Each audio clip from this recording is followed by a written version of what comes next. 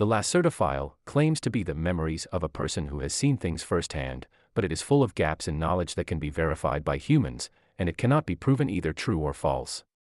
Therefore, I would like to discuss the authenticity of the Lacerta File from several angles. Before beginning the discussion, I will divide the file into several sections and examine the contents of the file while conducting further discussion. Let's start by looking at this passage, which explains how the author obtained the information in this file and his views on the file. Some weeks ago, I was asked from an online friend if I can translate a certain document concerning the truth about UFOs, aliens, and our real history. He said that he had received this fascinating file from a friend from Sweden, whose name is Aleke, no full name available, and who claimed that he had made an interview with an unhuman reptilian being. He claimed furthermore that this document contains the absolute truth about UFOs and aliens. I knew my online contact as a strong believer in UFOs, but also as an intelligent young man who knows many things about physics and sightings.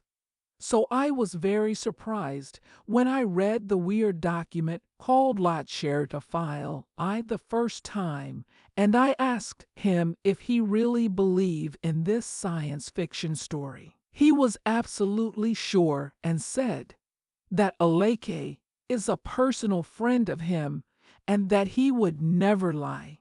Concerning evidence, he told me that he have read the whole transcript and that he saw the drawings and the audio tape Aleke mentioned in his introduction. I suppose every other normal UFO researcher had deleted this file immediately, but I'm crazy enough to try to translate it.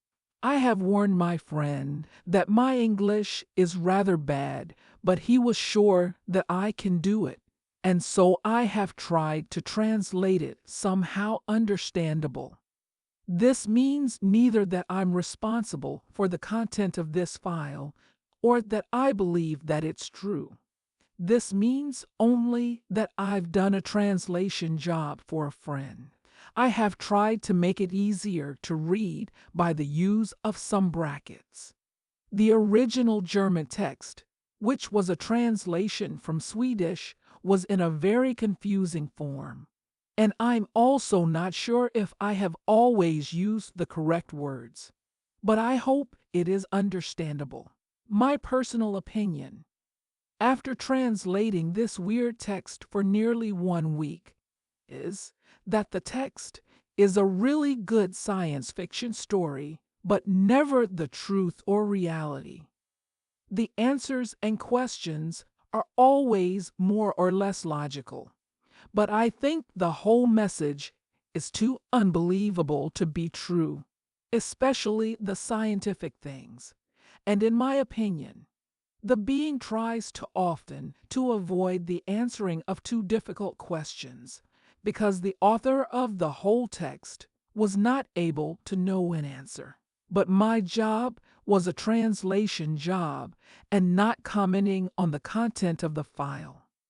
I was asked if I can publish this file in the next issue of the magazine, but I think it's too long and also too weird to be part of our magazine.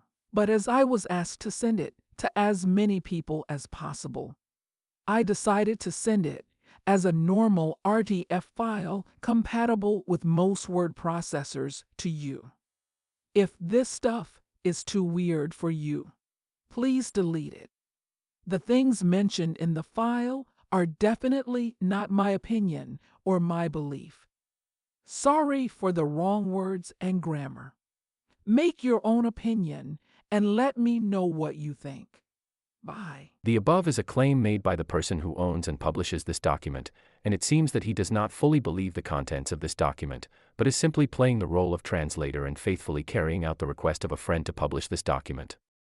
In the next episode, the conversation record of Ol.K, the interviewer who will actually conduct the interview with the non-human female, will begin.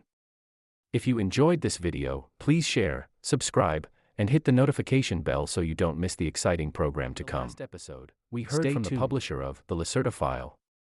In this episode, the opening will be heard from Old K to talk about his emotional journey while organizing this record. Then, the conversation between Old K and Lacerta will begin. It will be conducted in a Q&A format. I certify that the following text is the absolute truth and no work of fiction. These are parts of a transcript of an interview I've made with a non-human and reptilian being in December 1999. This female being was already in contact with a friend of mine, whose name is given only with the abbreviation EF in the text, for some months. Let me declare that I was all my life a skeptic about UFOs, aliens, and other weird things, and I thought that EF tells me just dreams or fictional stories when he talked with me about his first contacts with the non-human being Lacerta. I was still a skeptic when I met this being on December 16th last year in that small warm room in the remote house of my friend near a town in the south of Sweden, despite the fact that I saw now with my own eyes that she was not human. She has told and shown me so many unbelievable things during that meeting that I can't deny the reality and the truth of her words any longer. This is not another of those wrong UFO papers which claim to tell the truth but tell in fact just fiction. I'm convinced that this transcript contains the only truth and therefore you should read it. I had talked with her for over 3 hours, so the following transcript shows you only shortened parts of the interview, because she asked me after the interview not to publish everything she had told me already. The order of the questions in this transcript is not always the same order in which I had asked them, so it may seem sometimes a little bit confusing to you. It was not easy to delete all the important parts she had asked me to delete from the transcript, so I apologize for the maybe unusual order.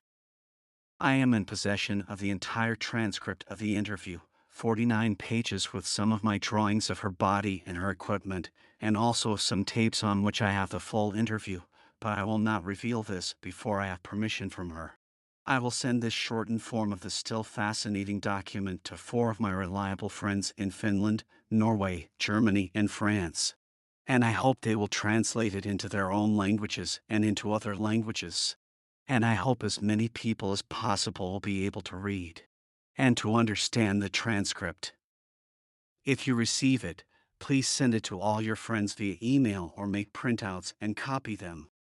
I certify furthermore that various paranormal abilities of her species like telepathy and telekinesis, including the moving and dancing of my pencil on the table without touching, and the flying of an apple around 40 centimeters over her hands, were shown to me during the 3 hours and 6 minutes of the meeting, and I'm absolutely sure that these abilities were no tricks. The following is certainly difficult to understand and to believe for someone who hasn't experienced it, but I was really in contact with her mind, and I am now completely sure that everything she said during the interview is the absolute truth about our world. Unfortunately, if I read the entire transcript and, much more, this very shortened form by myself, I have the strong impression that everything I've written sounds too unbelievable to be true, that everything sounds more like a bad science fiction story from TV or cinema, and I have doubts that anyone will believe my experiences. But they are true, if you believe it or not. I can expect from you that you believe my simple words without evidence, but I can't give you that evidence. Please read the transcript and think about it, and you will maybe see the truth in these words. There will be a new meeting between me and her, again in the same house in Sweden, on April 23, 2000, and she promised to give me maybe some evidence for her existence. In the meantime, I collect questions which I will ask her then. Maybe she gives me permission to reveal more of the missing parts in that transcript and about the coming war. Believe it or not, this makes no real difference, but I hope you will believe. Old K's narrative takes place on January 8, 2000. The time will now be pushed back to December 16, 1999, when the conversation between Old K and Lacerta begins. First of all, who are you and what are you? Are you an extraterrestrial species, or can your origin be found on this planet? As you could see with your own eyes, I am not a human being like you, and to be honest, I am no real mammal, despite my partly mammal-like body features, which are a result of evolution. I'm a female reptile being, belonging to a very old reptilian race. We are the native Terrans, and we live on that planet since millions of years. We are mentioned in your religious writings like your Christian Bible, and many of the ancient human tribes were aware of our presence and worshipped us as gods, for example the Egyptians and the Inca and many other old tribes. Your Christian religion has misunderstood our role in your creation, so we are mentioned as evil serpent in your writings. This is wrong. Your race was genetically engineered by aliens, and we were just the more or less passive visitors of this accelerated evolution process. You must know, some of your scientists have already guessed this, that your species had evolved at a naturally completely impossible speed within just 2-3 millions of years. This is absolutely impossible because evolution is a much slower process if it is natural, but you have not understood this. Your creation was artificial and done by genetic engineering, but not by us but by an alien species. If you ask me if I am an extraterrestrial, I must answer no. We are native Terrans. We had and have some colonies in the solar system, but we originate on this planet. It's in fact our planet, and not yours. It was never yours. Can you tell me your name? This is difficult because your human tongue is not able to pronounce it correctly, and a mispronunciation of our names is very offensive for some of my kind. Our language is very different from yours, but my name is, I will try to make it smoother by using your human letters, something like a word with a very strong pronunciation of the sh and k sounds. We have no four names like you, but only a single but unique name which is divided and characterized by the way of speaking, and which is given not to children, who have a known children name, but only in a special procedure in the adolescent age at the time of either religious or scientific enlightenment or awareness, as you would call it. I would appreciate it if you don't try to say my real name with your human tongue. Please call me Lacerta. This is the name I generally use when I am among humans and talk with them. How old are you? We measure the time not like you do in astronomical years and in the revolve of the Earth around the Sun, because we usually live beneath the surface of the planet. Our time measurement depends on periodically returning cycles in the Earth's magnetic field, and according to this, and said with your numbers, I am today, let me calculate, 57,653 cycles old. I have reached my adult phase and my awareness 16,337 cycles ago. This is a very important date for us. According to your human time scale, I am around 28 years old. What is your task? Do you have a job like us? To say it with your words, I am a curious student of the social behavior of your species. That's why I'm here and talk to you. That's why I have revealed my real nature to EF and now to you, and that's why I give you all that secret information and why I will try to answer all the questions on your many sheets of paper honestly. I will see how you react, how others of your kind react. There are so many crazies and liars of your kind on this planet who claim to know the truth about us, about UFOs, about aliens, and so on, and some of you believe their lies. I'm interested to see how your species will react if you make the truth public. I'm quite sure all of you will refuse to believe my words, but I hope I'm wrong, because you need to understand if you want to survive the coming years. I've read your full statement, which you have given to EF, about this, but can you give me now just a short answer? Are UFOs real flying objects piloted by extraterrestrials, or do they belong to your species? Some observed UFOs, as you call them, belong to us, but most not. Most of the mysterious flying objects in the sky are not technological devices, but mainly misinterpretations of natural phenomena your scientists have not understood, like spontaneous plasma flares in the high atmosphere.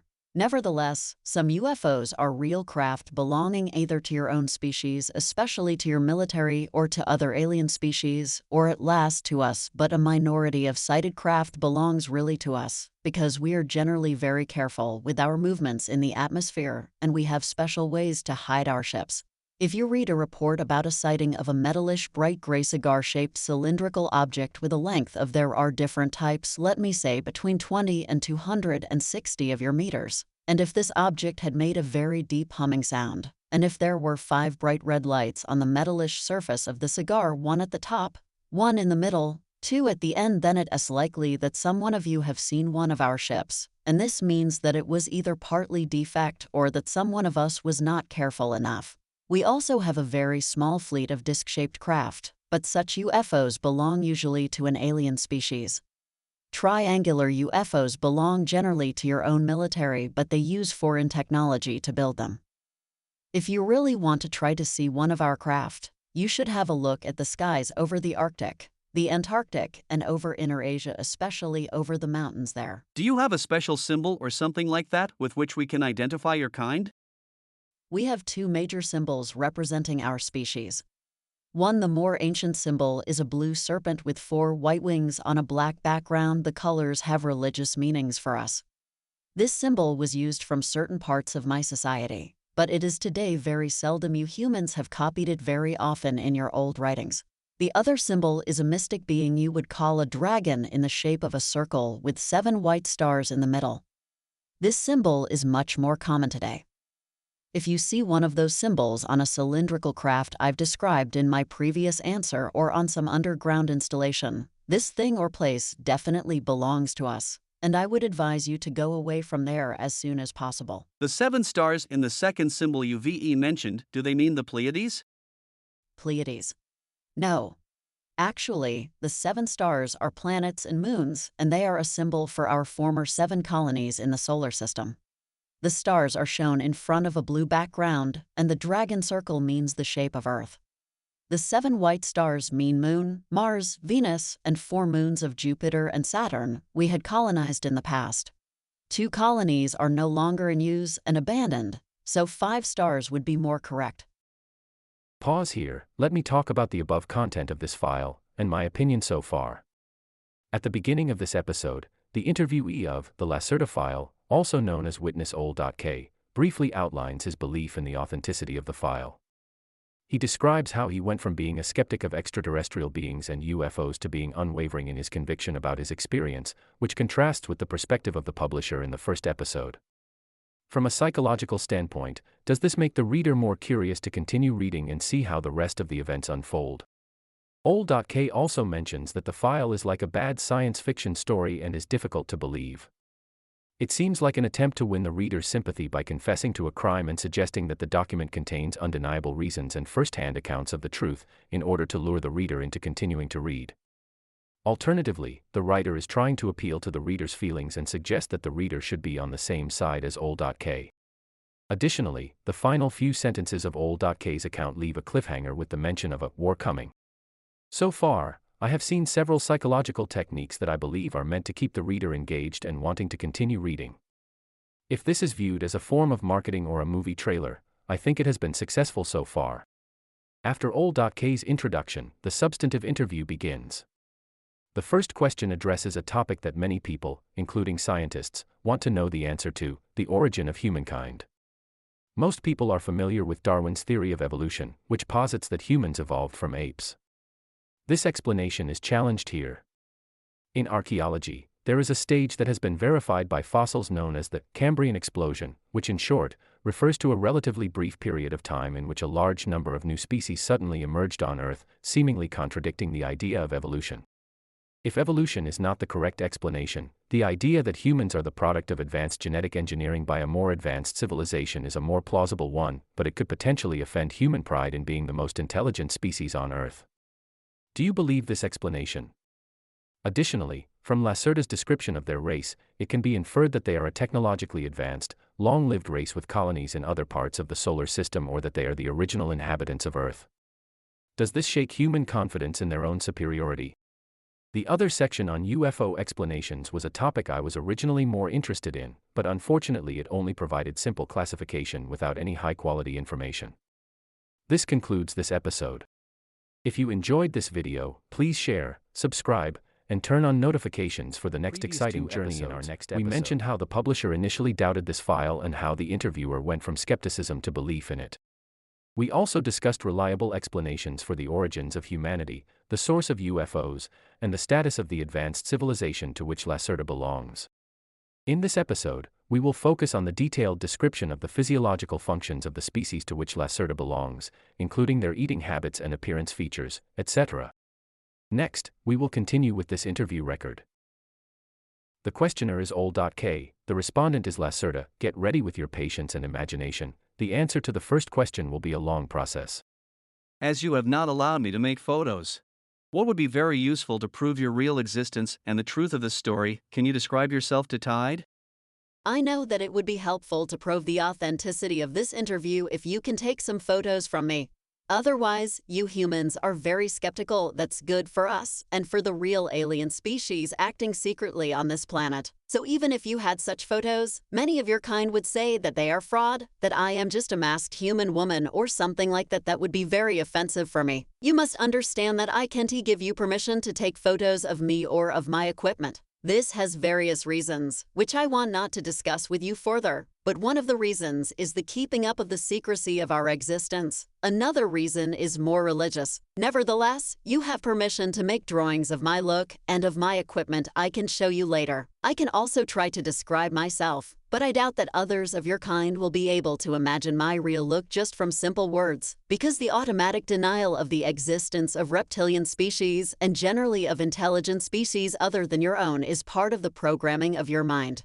Well, I will try. Imagine the body of a normal human woman, and you have at first a good imagination of my body. Like you, I have a head, 2 arms, 2 hands, 2 legs, and 2 feet, and the proportions of my body are like yours. As I am female, I also have 2 breasts. Despite our reptile origin, we have started to give milk to our babies during the evolution process. This happened around 30 million years ago because this is the best thing to keep the young alive.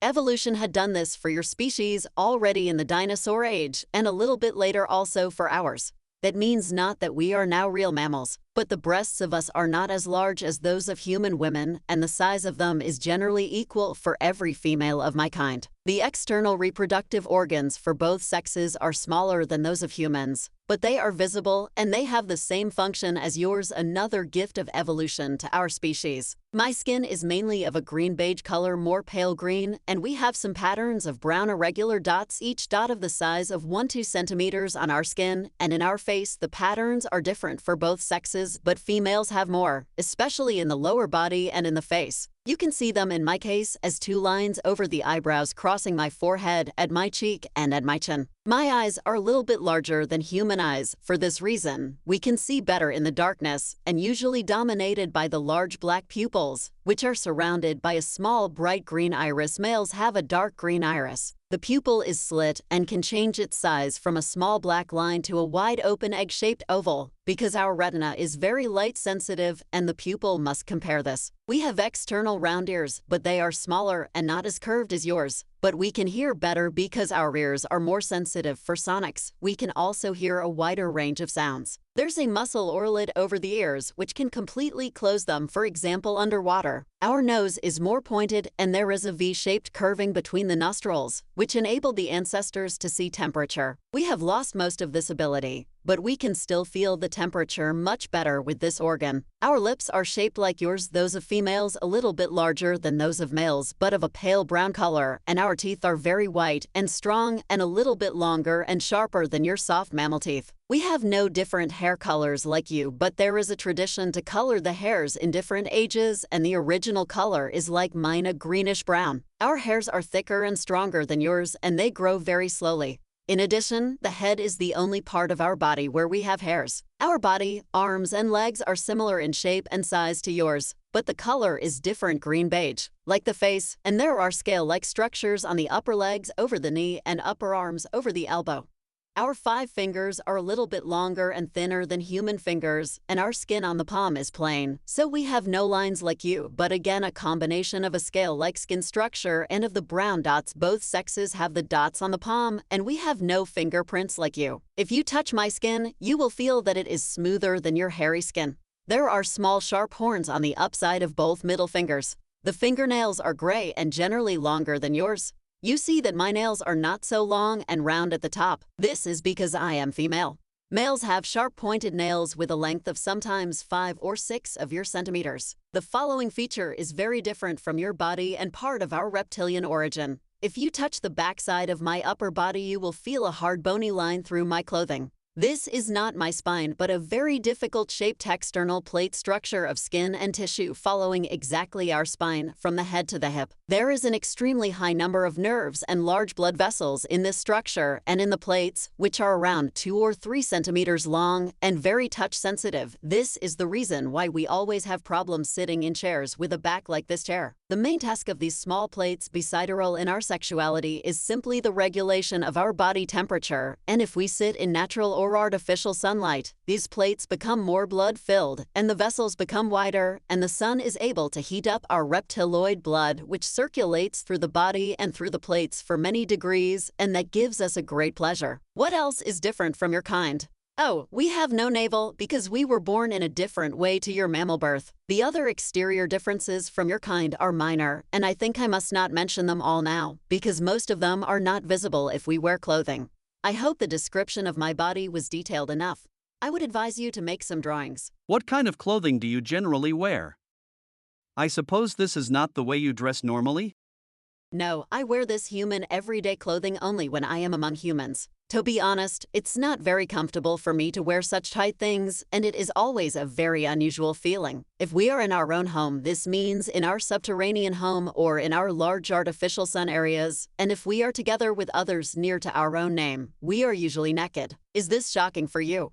When we are in the public and together with many others of my species, we wear very wide and soft clothing made of thin, light stuff. I have told you that many parts of our bodies are very touch sensitive, mostly the small back plates, so we can feel comfortable in tight clothing because it can hurt us.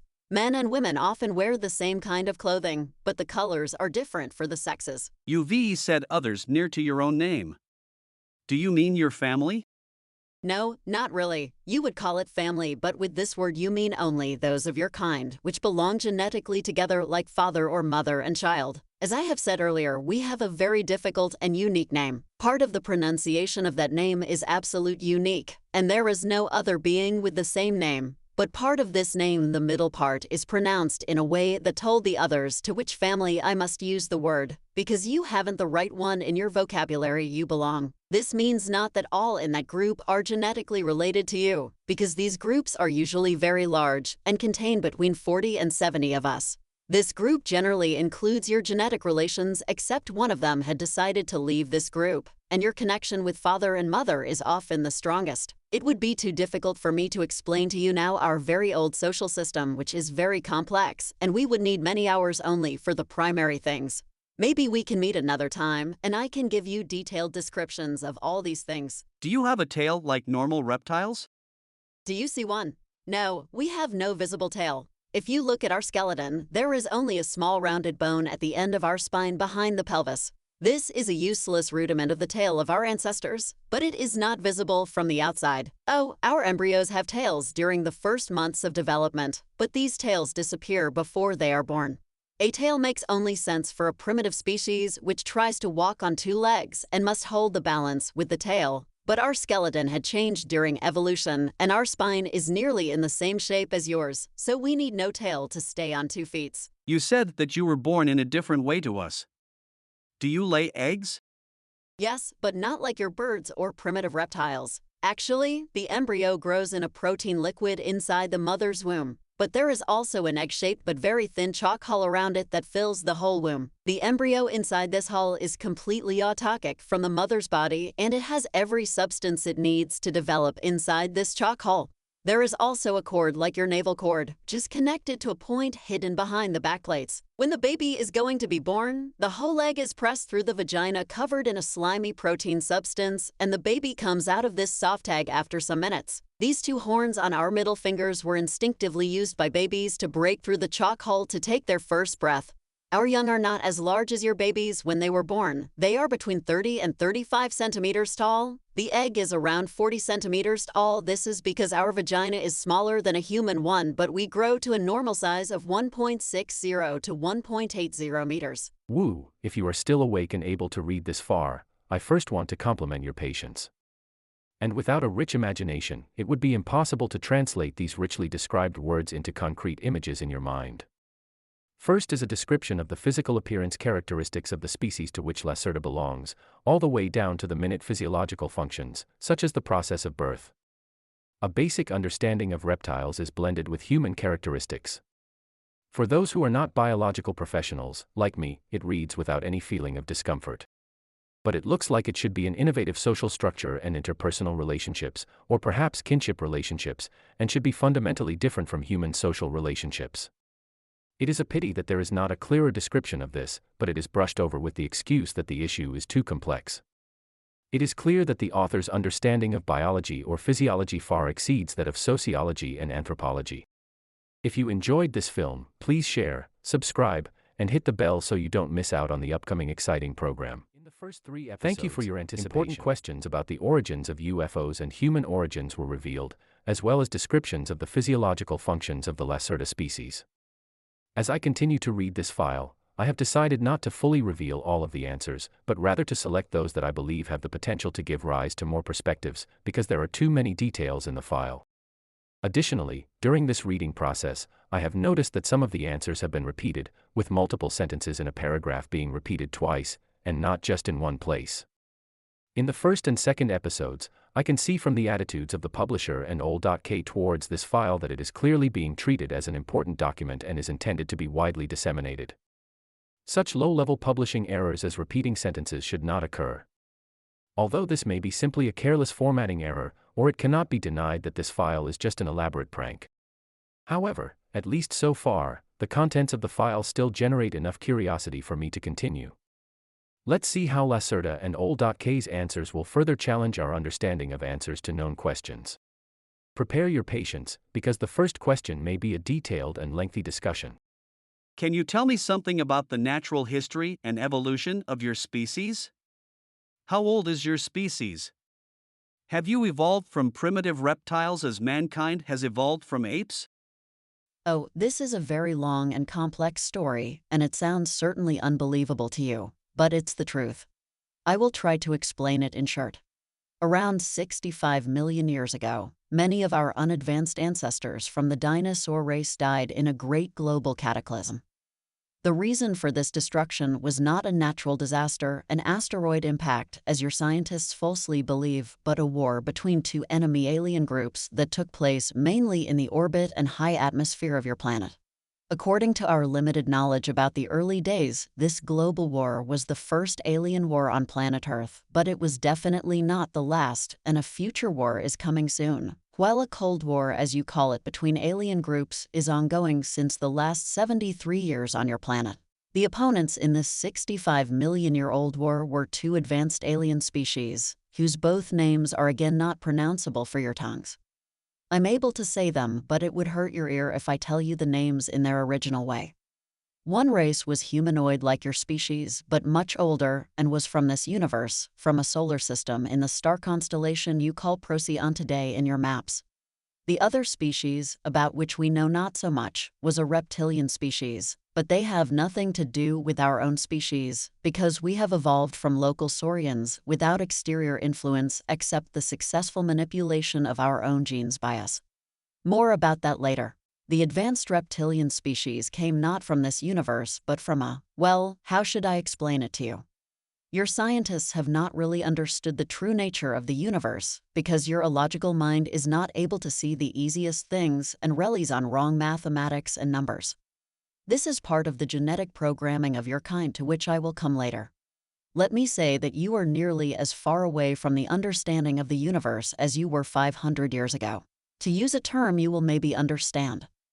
The other species came not from this universe but from another bubble in the foam of the omniverse. You would call it maybe another dimension, but this is not the right word to describe it correctly, by the way. The term dimension is generally wrong in the way you understand it. The fact you should remember is that advanced species are able to walk between bubbles by use of, as you would call it, quantum technology, and sometimes in special ways only by use of their mind. My own species had also advanced mental abilities in comparison to your species, but we are not able to do the mature string bubble changing without technology. But other species active on this planet are able, and this looks to you like magic as it had to your ancestors. Back to our own history. The first species, the humanoids, had reached Earth around 150 years before the reptilians, and they built some colonies on the former continents. There was a large colony on the continent you call Antarctica today, and another one in the continent you call Asia today. These people lived together with animal-like saurians on the planet without problems. When the advanced reptilian species arrived in the system, the humanoid colonists from Procyon tried to communicate peacefully, but they were not successful, and a global war started within months. You must understand that both species were interested in this young planet not for its biology and undeveloped species, but for only one reason: raw material, especially copper. To understand this reason, you must know that copper is a very important material for some advanced species even today because it is, together with some unstable materials, able to produce new stable elements if you induce a high electromagnetic field in the right angle with a high nuclear radiation field to produce an overcrossing of fluctuating fields. The fusion of copper with other elements in such a magnetic radiation field chamber can produce a force field of special nature that is very useful for various technological tasks, but the base for this is an extremely complex formula you are not able to discover because of the restrictions of your simple mind. Both species wanted to have the copper of planet Earth, and for this reason, they fought a not very long war in space and orbit. The humanoid species seemed to be successful during the first time, but in a last battle the reptilians decided to use a mighty experimental weapon, a special kind of fusion bomb which should destroy the life forms on the planet but should not harm the valuable raw materials and the copper. The bomb was fired from space and detonated at a point on your planet you call Middle America today. As it detonated in the ocean, it produced an unpredictable fusion with hydrogen, and the effect was much stronger than the reptilians had expected. A deadly radiation, an overproduction of fusion oxygen, a fallout of different elements, and a nuclear winter for nearly 200 years were the result. Most of the humanoids were killed, and the reptilians lost their interest on the planet after some years for us unknown reasons, maybe because of the radiation. Planet Earth was on its own again, and the animals on the surface died. By the way, one result of the fusion bomb was the fallout of different elements and materials created in the burning process, and one of those materials was iridium. Your human scientists today see the iridium concentration in the ground as evidence for an asteroid impact that killed the dinosaurs. That is not true, but how should you know that? Well, most of the dinosaurs died not all in the detonation but in the bad things which came after the war, especially in the nuclear winter and in the fallout. Nearly all dinosaurs and reptilians were dead within the next 20 years. Some of them, especially those in the oceans, were able to survive for the next 200 to 300 years even in this changed world, but these species also died because the climate had changed. The nuclear winter ended after 200 years. But it was colder on Earth than before. Despite the cataclysm, some species were able to survive. Fish like the sharks, birds, little creepy mammals, your ancestors, various reptiles like crocodiles. And there was a special kind of small but advanced dinosaurs which had developed together with the last large animal reptilians like the species you call Tyrannosaurus. This new reptile was walking on two legs and looked a little bit like your reconstruction of an iguanodon. It originated in this family, but it was smaller, around 1.5 meters tall, with some humanoid features: a changed bone structure, a larger skull and brain, a hand with a thumb which was able to grab things, a different organism and digestion, advanced eyes in the middle of the head like your eyes, and, most important, with a new and better brain structure. This was our direct ancestor. There are theories that the radiation from the bomb took part in the mutations of the organism of this new breed, but this is not proven. Nevertheless, this little humanoid-like dinosaur evolved during the following 30 million years. As I have said earlier, a species generally has more time to evolve than you think, if the evolution is not artificially induced, like in your case from an animal to a more or less thinking being. Lacerta's response to this issue is not yet finished and will continue in the next episode. If you enjoyed this film, please share, subscribe, and hit the bell so you don't miss out on the upcoming exciting program. In the previous episode, thank you for your anticipation. K asked about the evolution history of the Lacerta race. From the true cause of the mass extinction of life, to the birth of the earliest ancestors of the Lacerta race after the Box Winter. Let's now see how history developed from there.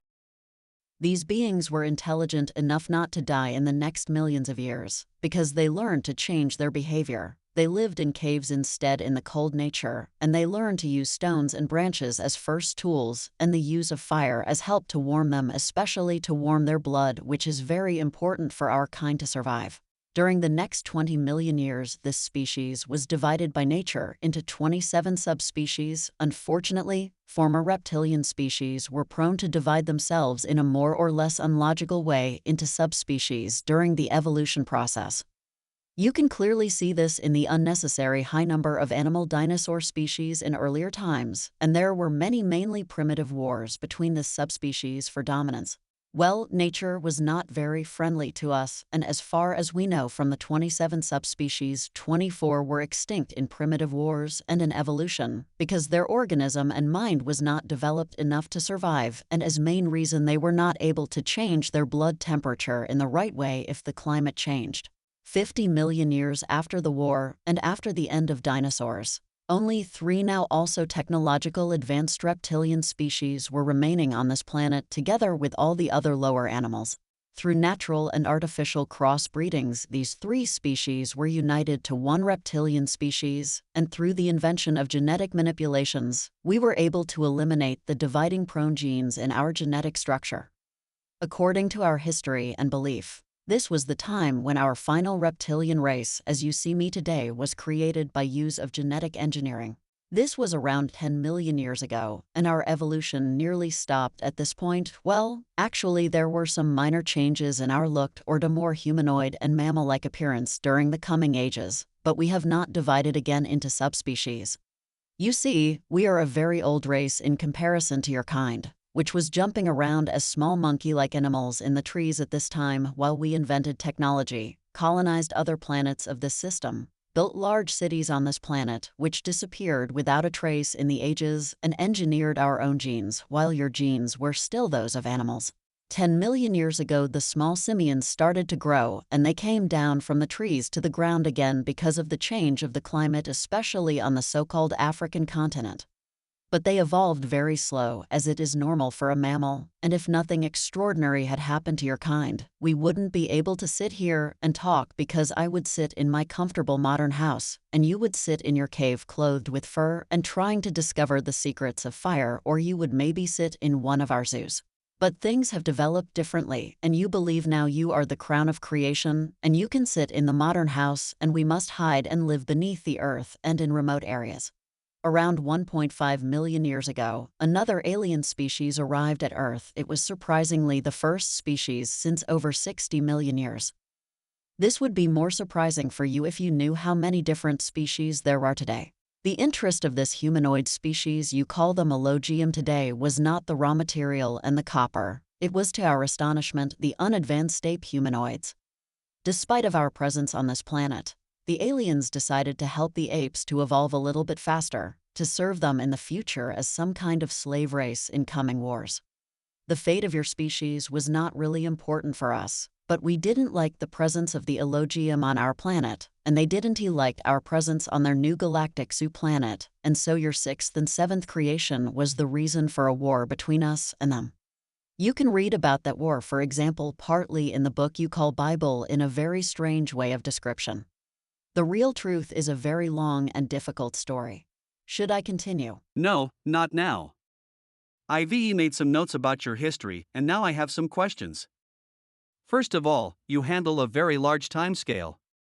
You claim that your primitive ancestors lived together with the dinosaurs, survived the, as you called it, artificial cataclysm, and evolved then over 40 million years, and your evolution was completed 10 million years ago. This sounds very unbelievable to me. Can you say something about this? I understand that this must sound absolutely unbelievable to you, because you are a young and genetically engineered species. Your historical horizon ends at a scale of just some thousands of years, and you think this is right. But it isn't. This is impossible. Your program mind is obviously not able to handle with such large timescales. Our evolution time may seem incredible long to you, but this is in fact the original way of nature. Remember, your early mammal ancestors developed together with dinosaurs, and they survived the bomb like us. They evolved slowly during the next millions of years, and they divided into various species and shapes, some of them larger, some of them smaller. This is evolution of the body. But what about their mind and intelligence? They were simple animals. The mammals evolved since, let us say, 150 millions of years, but only in the last 2-3 millions of years they were able to become intelligent and thinking. And within this small period, beings like you were created. From nature.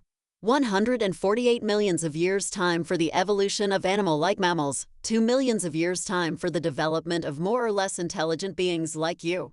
Ask yourself, do you really think this accelerated evolution is natural?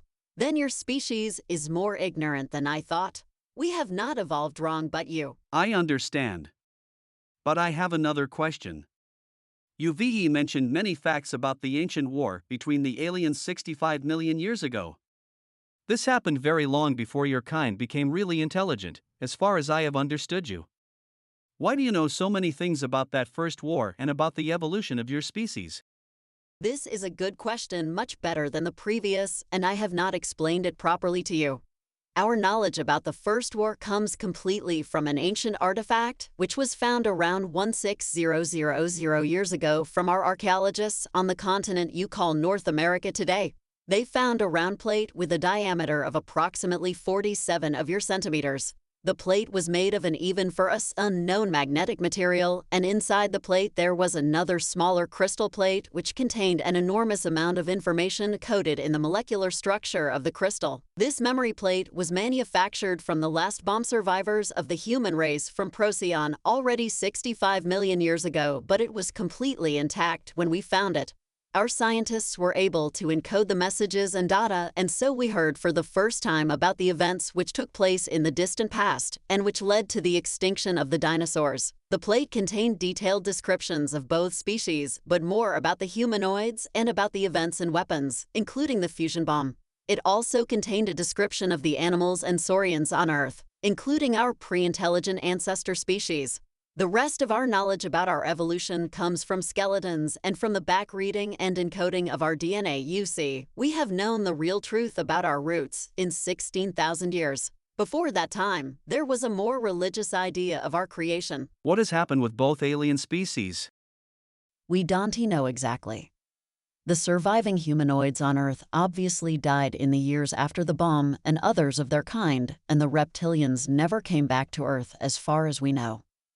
Concerning the reptilian aliens, there is a possibility that it was physically impossible for them to return because the matter between bubbles is sometimes in rapid movement.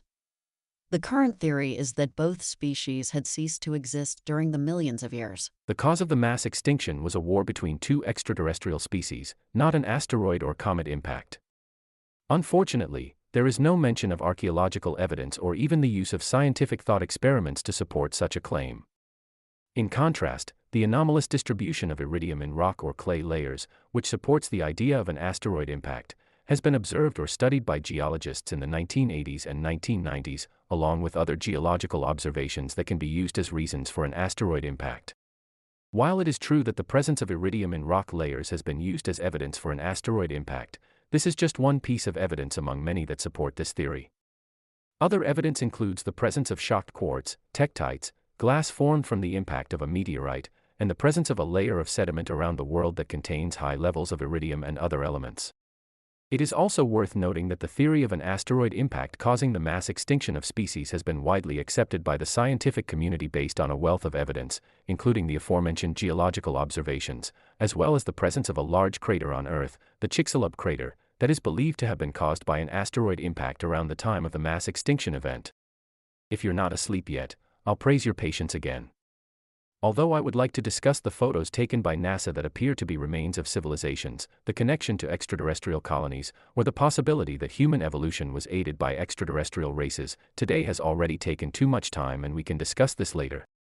If you enjoyed this film, please share, subscribe, and hit the bell so you don't miss out on the upcoming exciting program. In the previous episode, thank you for your anticipation. The nuclear war between two alien races was explained to have had an impact on the evolution and genetics of the Lacerta race, and it was also mentioned that the result of the war resulted in the disappearance of these two races and no longer returning to Earth. What happened next? UVE mentioned skeletons of your kind. How can it be that human scientists haven't found any trace of you and your ancestors if you really lived for such a long time on this planet? We have found many skeletons of primitive dinosaurs, but none of an advanced reptilian being with a larger skull and brain and a hand with a thumb as you have described it before. Yes, you have. But your great scientists were not able to reconstruct the skeletons completely because they wanted to reconstruct reptilian animals, not intelligent beings. You would laugh if you would know how many of the especially small saurian skeletons in your museums are totally wrong constructions of never-existing beings, because you used many bones which didn't really belong together, and sometimes you made artificial bones if something was missing you needed to construct an animal saurian. Many of your scientists are aware of this problem, but they don't make it public because they can't explain it, and they claim that the right bones were just missing, and their reconstruction is right. Many of us bones were used for iguanodon reconstructions. For example, the hands with the visible thumb. Look at an iguanodon in a museum, and you will see that I'm right. A scientist in the country you call the United States had built a nearly correct skeleton of our kind some years ago, but the local government, which is partly aware of our existence, confiscated the reconstruction. As we live today, and for thousands of years nearly completely beneath the earth, you will not find any cadavers or skeletons of us. You speak sometimes about underground cities and artificial sunlight. Do you mean something like a hollow Earth with this? Is there a second sun inside our planet? No, Earth is not really completely hollow, and there is no second sun inside. This story is ridiculous and physically not possible. Even your species should be intelligent enough not to believe this. Do you know how much mass a sun must have to produce energy and light for a longer time by fusion? Do you really think that there could be a small active sun inside the planet? When I talk about our subterranean home, I talk about large cave systems.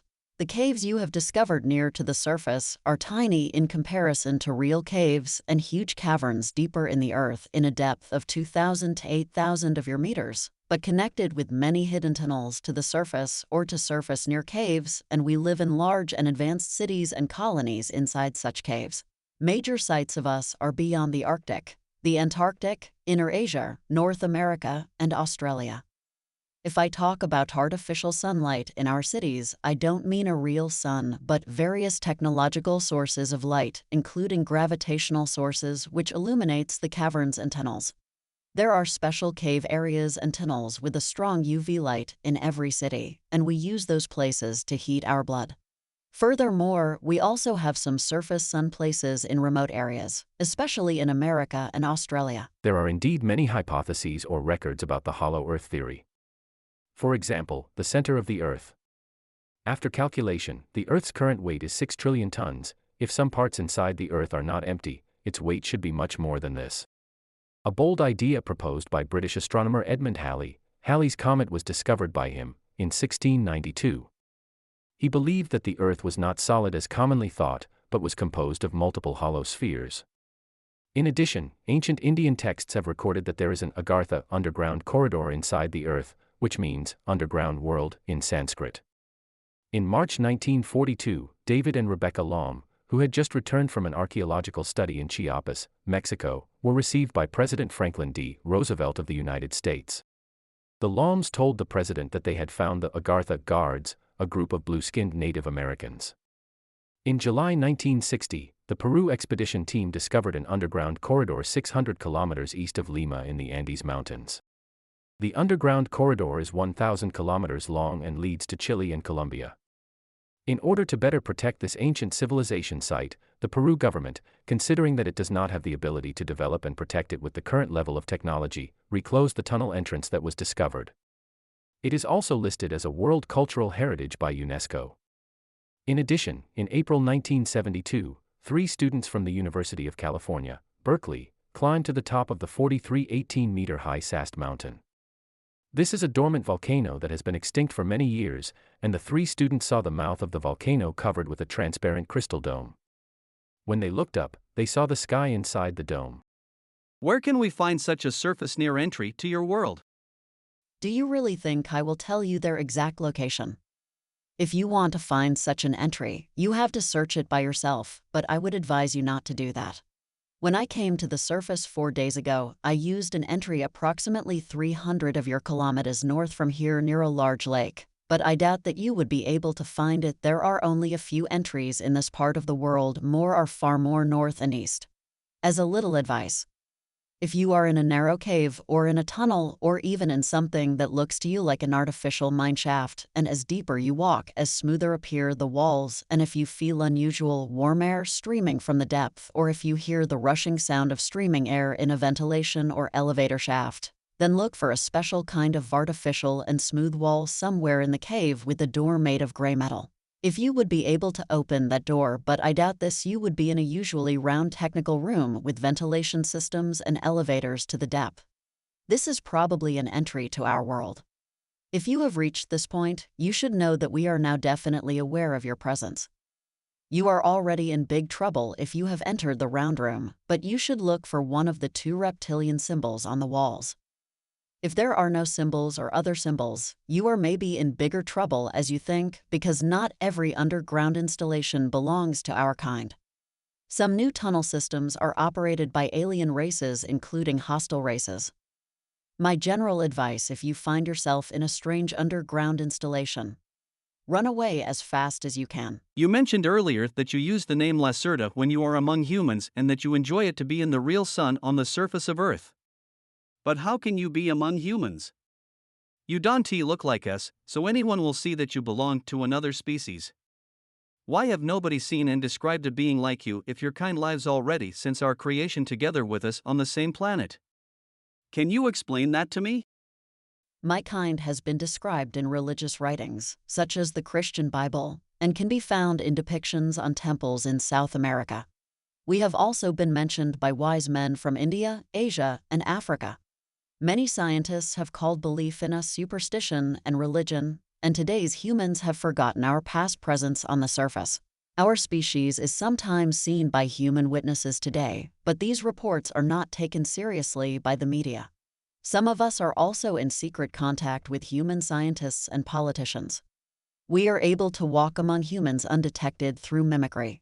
We have more advanced mental abilities than humans, including telepathy and telekinesis from birth. Our brains are structured differently and are more active, especially when exposed to sunlight. These abilities are stronger than those of humans, but weaker than those of certain alien species on Earth. We can use these abilities for protection or attack. We are able to use telepathy to make humans see us as one of their own kind through the use of mimicry. We can create a mimicry image in our mind and induce it into the minds of humans, making it appear as if we look like normal humans. This is done through a switch in human consciousness that was placed there by the Elohim when they created humans. Some aliens also use this switch to appear as humans during meetings.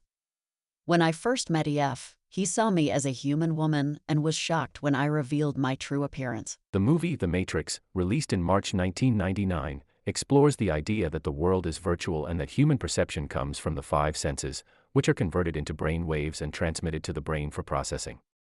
This process results in physical or emotional responses. A company founded by Elon Musk is researching brain-machine interfaces, which could allow for the direct transmission of brain waves. The Lacerta File, which was completed in March 2000, discusses using brain waves to control, possibly inspired by The Matrix.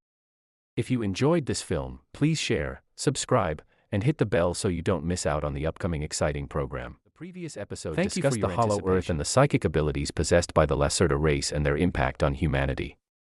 This episode will continue to explore these topics. Do you mean that you can really make me believe that I talk now with an attractive brown-haired human woman instead of a reptilian being like you? Probably, but I don't think so in your special case. When someone expects to see a human woman instead of me, I can do it without problems with his mind, even with large groups, because nobody expects to see a reptile woman. But I have allowed your mind to see me in my original appearance from our first meeting on, and I have never induced something into your mind, so you have already realized that I am not human. If I would now try to change this, it would probably lead to an absolute confusion or to unconsciousness, and I don't want to harm you. As I have said, I am not very good in these things. That is very scary. Can you kill with those abilities? Yes, but it's forbidden. This means not that it was not done in previous times. Do both sexes have these abilities? Yes. What about photos? How do you appear in photos? This is a silly question. I appear in photos as a reptile being because I can't have influence on the photo or on the camera itself, but only on the photographer's mind. If he or she would develop the film and show the photo to others, they would see me in my original shape. That's the reason why it is forbidden for our kind to be filmed or photographed, and we must avoid every camera on the surface. That is very difficult, and we were filmed sometimes in the past without our knowledge, especially from certain of your governments and secret agencies. What other commands can your kind induce into our minds? Something like serve us or obey? This is again a strange question. We are not your enemy, most of us not, so why should we do this? To answer your question, it depends on the strength of the human mind and on the strength of the sending reptilian. There is no serve us or serve me switch in your mind, so such a command is much more difficult to induce. If the human mind and consciousness is weak and the reptilian inducer is experienced in these things and was some hours in the sun before he or she tries to do it, then it could probably work for a certain time. There are secret teachings about such things, but I've never learned anything about it. I use my primary abilities for mimicry and for communication with my own kind and sometimes for other private things, but I've never used it to harm humans or their minds. I would appreciate it if we can end this topic here. A last question. UV said earlier that you can hide your UFOs? Do you use the same abilities to do this? Yes, but on a technical base. There is a powerful device inside each craft which is able to send an artificial signal to your minds to convince you that you see either nothing but only the sky or that you see normal aircraft like planes instead of our ships. This isn't used very often because we avoid the human public when we move in the atmosphere. If you are able to see our UFOs, it means that the device is either defect or deactivated for some reason.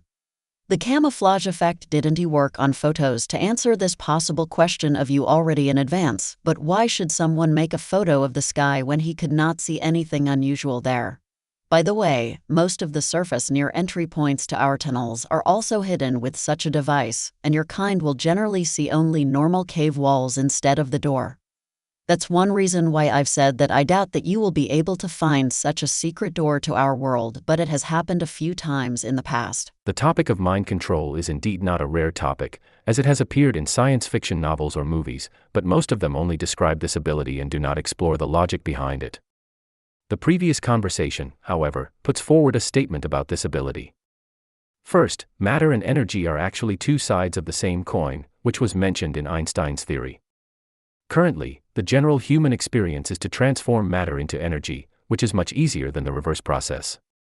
Lacerta mentions that the conversion of matter and energy is related to psychic ability.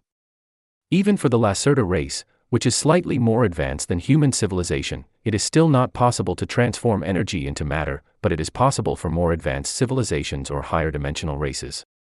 This reminds me of the relatively established new science of quantum mechanics, in which the famous delayed interference selection experiment not only enhances the concept that matter and energy are one, but also, in my opinion, suggests that the human mind can have a subtle effect on matter, or energy, even if this effect is almost negligible on a macroscopic scale, but the ability to affect is indeed existent. If humanity had the opportunity to develop for another million years, would it be possible to achieve the ability to control matter and energy conversion with the mind? The idea of creating something out of nothing is no longer a dream. Secondly, the extent to which mind control differs was discussed, such as whether or not one can see or not see something, and whether one can control others to obey them. I believe that the essential difference between these two conditions is that the ability to see is a simple physiological ability, and for everyone, seeing or not seeing is a specific feeling. However, obeying others is an abstract feeling, and there is a greater difference in the definition of obeying others for each person, unlike the feeling of seeing or not seeing, which is similar for everyone. Lacerta describes the ability to see as a switch in the human mind. However, there is no such switch as obeying others, making it more difficult to accomplish. The description of these abilities also makes it more reasonable for us to always see the entry and exit of UFOs or the surface. In the next episode, we will return to the history of the human and Lacerta races, and answer a big question. Do you remember the higher civilization race, Elogium, mentioned earlier? Could it be what we call God? If you enjoyed this film, please share, subscribe, and hit the bell so you don't miss out on the upcoming exciting program. This story has covered Thank the you for long your history history of of the the species Lacerta belongs to in humans, from the past to the present. It also mentions how the species has lived on Earth and how they have managed to almost go undetected by humans. Previously, it provided a logically sound answer to the big question of the origin of humans. Next, let's look at another big question: what is God? Back to your and our own history. You've mentioned the race of the Elogium who have created our human race. From where did they come and how did they look like? What had exactly happened when they arrived? Are they our God? The Elogium came from this universe, from the solar system you call Aldebaran in your maps. They were a very tall humanoid species with usually blonde hairs and very white skin. They avoided the sunlight because it hurted their skin and their eyes. This was absolutely unbelievable for a sun-loving species like us. They seemed to be intelligent and peaceful at the beginning, and we started a more or less friendly communication with them, but later they showed their real intentions and plans. They wanted to evolve the apes to a new breed, and we were a disturbing factor for them on their new zoo planet. At first, they caught around 10,000 or maybe even 20,000 of your simian ancestors, and they left the planet for some 100 years. When they returned, they brought your now more human ancestors back. Then they left Earth again for some thousands of years, and the primitive pre-humans lived together with us without major problems. They were just afraid of our aircraft and technology. The Elogium had taught their mind and enhanced their brain and their body structure, and they were now able to use tools and fire. The Elogium returned within 23,000 years 7 times and accelerated the evolution speed of certain of your kind. You must understand that you are not the first human civilization on the planet. The first advanced humans who lived at the same time with less developed pre-humans, because the Elogium had experimented with different speeds and stages of evolution with technology and speech existed around 700,000 years ago on this planet. Your scientists have not understand this because they've found only the bones of the pre-humans and some primitive cave drawings showing advanced humans and flying devices. This genetically advanced human breed lived together with us, but they avoided contact with my kind because the Elogium teachers had warned them with misleading purpose that we are evil beings and that we lie to them.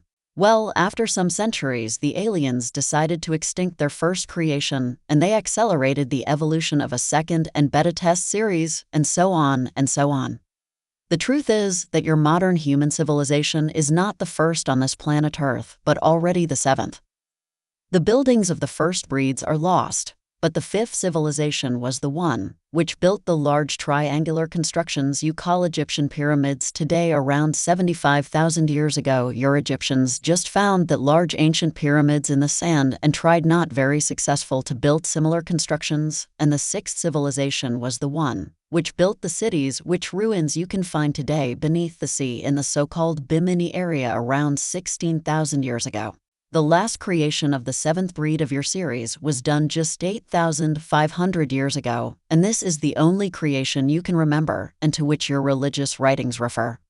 You rely on archaeological and paleontological artifacts which show you a wrong and short past, but how should you know anything about the 6 civilizations before?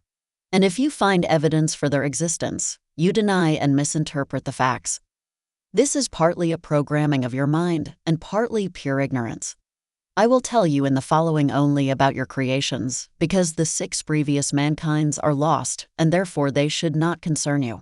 There was a long war between us and the Elogium, and also between certain groups of the Elogium themselves, because many of them were of the opinion that the again and again creation of human species on this planet makes no real sense. The last battles in this war were fought around 5,000 years ago in orbit and surface. The aliens used powerful sonic weapons to destroy our underground cities, but on the other hand we were able to destroy many of their surface installations and bases in space. The humans of your series were very frightened when they observed our battles, and they wrote it down in the form of religious myths. Their mind was not able to understand what was really going on. The Elogium who appeared as gods for the 6th and 7th breed told them that it is a war between good and evil, and that they are the good and we are the evil race. This depends certainly on the point of view. It was our planet before they arrived and before they started their evolution project with your kind. In my opinion, it was our right to fight for our planet. It was exactly 4,943 years ago, according to your time scale, that the Elohim left the planet again for unknown reasons. This is a very important date for us because many of our historians called it a victory. Fact is that we don't know what really happened. The Elohim were gone from one day to another. They vanished without a trace together with their ships, and we found most of their surface installations destroyed by them. The humans were on their own, and your civilization developed. Many of us were in contact with certain more southern tribes of your species in the coming centuries, and we were able to convince some of them that we are not the evil the aliens wanted them to believe. During the time from 4,900 years ago to today, many other alien species arrived on the planet. Some of them used the old teaching and programming of your mind and played against God for you, but the Elohim themselves never came back.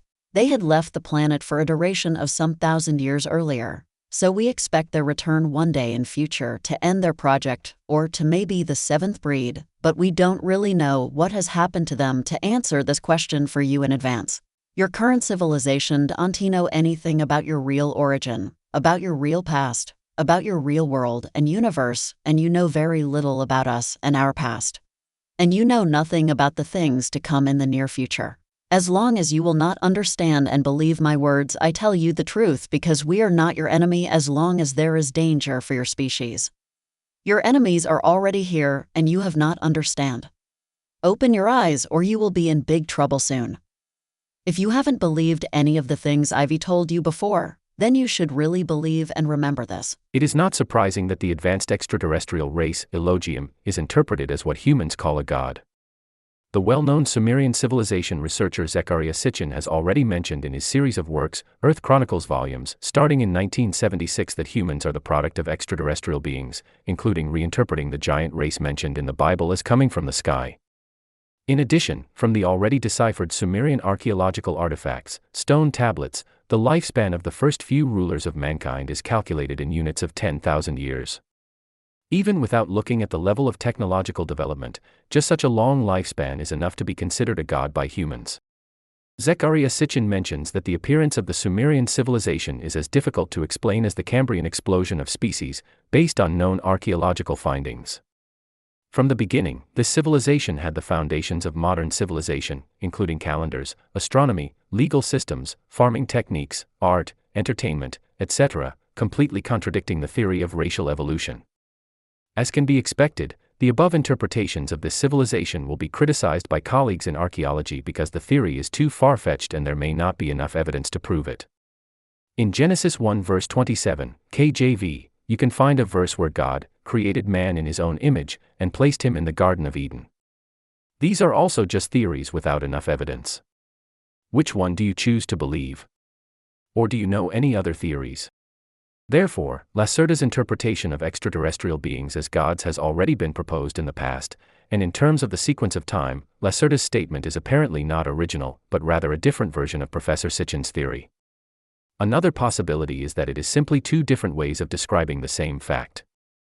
As for the mention of gods potentially ending human civilization for the seventh time, this, along with the biblical account of the Noah's Ark flood event and the Earth Chronicles volumes mentioning that the gods debated whether humans should continue to exist, are all different possible descriptions of the same event. If you enjoyed this film, please share, subscribe, and hit the bell so you don't miss out on the upcoming exciting program. Thank you for your anticipation of humanity and the history of the Lacerta species, as well as the interaction between the two species. This episode will discuss the possible motivations of other alien species coming to Earth and the possible impact on humanity. How many alien species are active on Earth at the moment?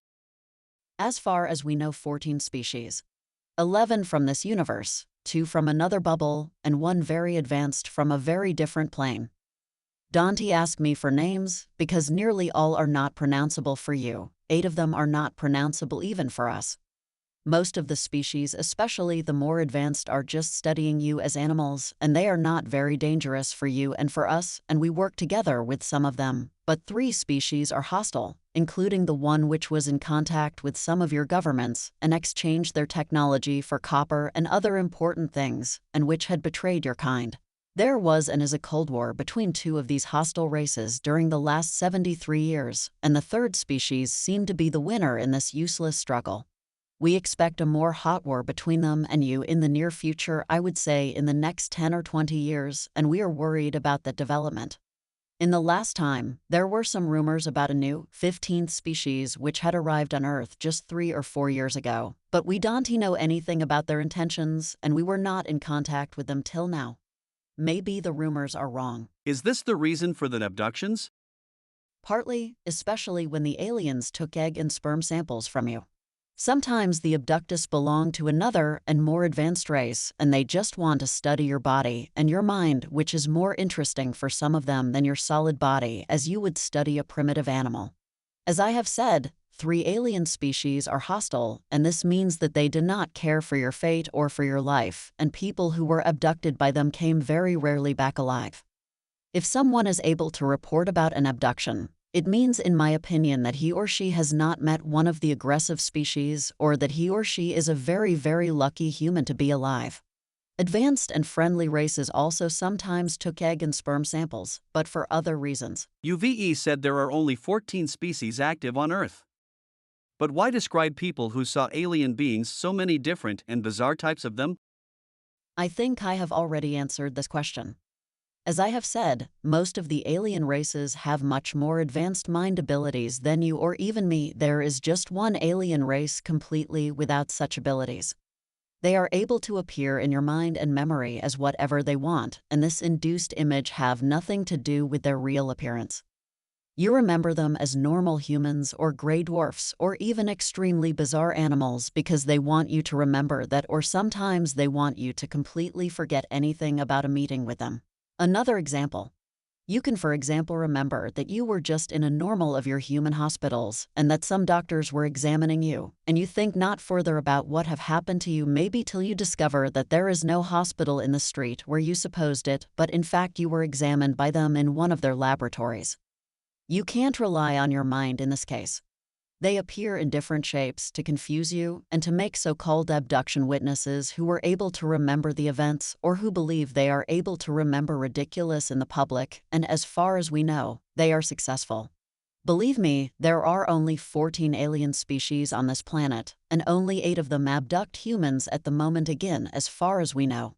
In addition, not every one of your abductees is one, and some of the aliens in their reports are really just imagination or lies. What do the hostile alien races want? Various raw materials, including copper for their technology, your water, or better, the hydrogen in your water, which is a source of energy in advanced fusion processes, and certain chemical elements in your air. Furthermore, 2 of the species are also interested in your body, in your human tissue and blood, because their own genetic structure is defect through bad evolution and radiation as far as we know, and they need intact strings from your kind and from animals to repair their own genetic again and again. However, they are not really able to repair the defects completely because their DNA and your DNA is not fully compatible. My own species is absolutely incompatible with them, so they are not very interested in us. They try to make more compatible crossbreeds between you and them by use of artificial fertilization and artificial wombs. We suppose that the coming war between the 3 races, or between you and one or all of them, will be fought for raw material, hydrogen, air, and DNA. What do you mean with one species comes from a very different plane? Before I can explain that correctly to you, you must be able to understand the universe, and this would mean a maybe useless teaching of your mind, including the remove of some barriers of many weeks, and with teaching I mean not only teaching by words. I have said this with your word plane or level because you have again no better word in your vocabulary, and dimension would be in this case absolutely wrong. It is rather wrong even for another bubble because a dimension cannot exist without planes. If you would be a species living in another or over the plane, and if you would be furthermore able to enter planes without technology so that your body is not made of that kind of matter, you know, then you would be the mightiest being you can imagine. This very advanced race I've mentioned had developed outside of here, and they've evolved in fact over billions of years. They would be able to destroy all of you and us and everything with just a single thought. We were in contact with them only 3 times in our whole history because their interest in your planet is different from that of all other races. They are definitely no danger for you or us. What will happen when the war begins? This is difficult to answer. It depends on the enemy race and on their tactic. War is not always that primitive thing you humans mean with the word. War can be fought on various levels. One possibility they have is the destruction of your social system by influence on political leaders. Another is the use of advanced weapon systems, which can cause earthquakes or volcanic eruptions or other disasters, including weather disasters, which may seem natural to you.